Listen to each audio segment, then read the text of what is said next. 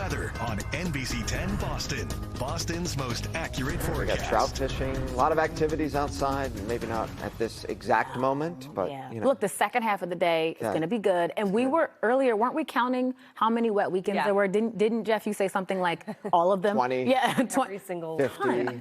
Well, now we know. Actually, Got the years numbers. ago. Yeah, it feels like we can't even remember when we had a dry, sunny weekend. Right. Well, we're at 9 in a row now, nice. Wow. including today. So the last 8 weekends, we've had at least a trace of rain recorded on one of the days in Boston. So, you know, there were a couple weekends back in March, back in April, where we didn't have a lot of rain. It's that perception that it seems like it's rained every single weekend.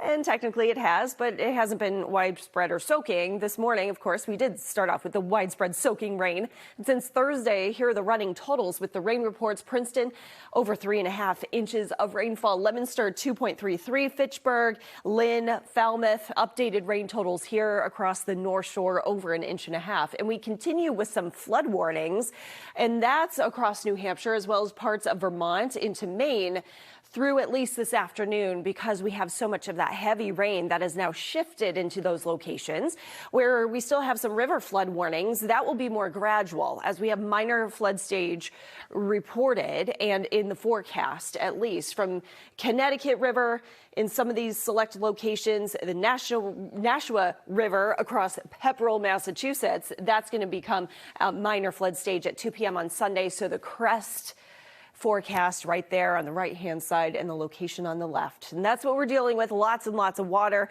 With that, more water's falling from the clouds as we speak, and this all circulating around an area of low pressure. That area of low pressure will push on to the north and east, but very, very slowly. So still a rainy day in Boston, Somerville, Medford, Concord, Acton, Billerica. Look, Quincy, Weymouth, you're starting to dry things off for the moment. And we're done with all the heavy, really consistent rain. Even in Leominster, Boylston, we're starting to see some drier specks in between all the heavy showers. Haverhill, Salisbury, Gloucester, still more of that heavy rain coming in from off the coast.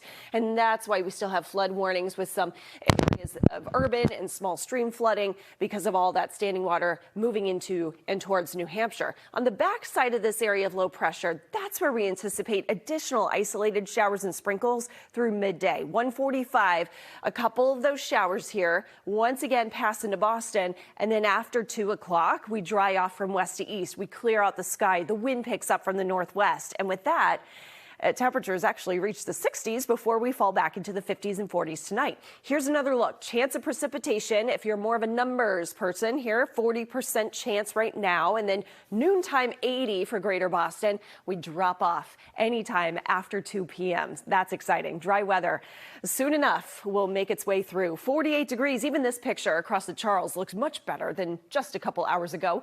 High temps today, low 60s with some splashes of sunshine late day.